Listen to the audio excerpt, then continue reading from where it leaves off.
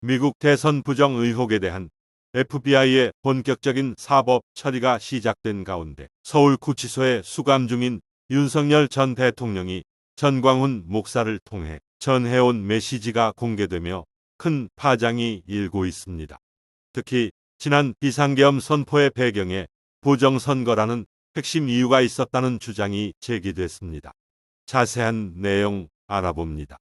최근 서울구치소에서 윤석열 전 대통령을 접견한 전광훈 목사가 당시 상황을 상세히 전했습니다.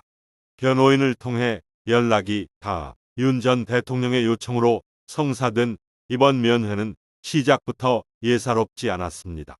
접견이 시작되자마자 두 사람은 약 2, 3분간 아무 말도 하지 못한 채 눈물을 흘린 것으로 알려졌습니다.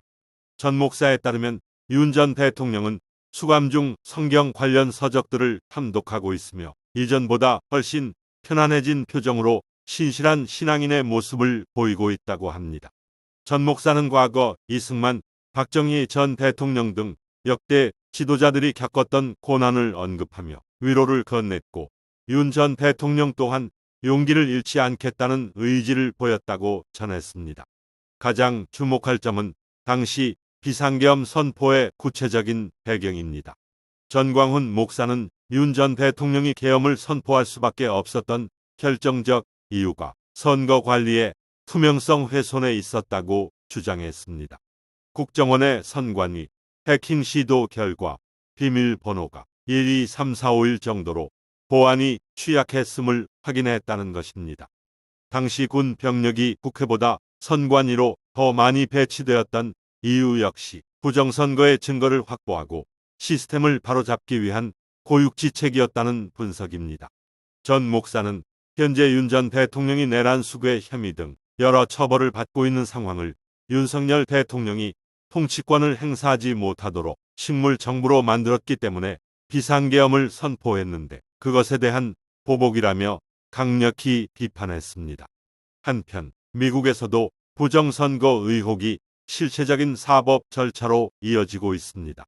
FBI 캐시 파텔 국장은 연방선거에서 불법 투표를 한 혐의로 비시민권자 4명을 전격 기소했습니다.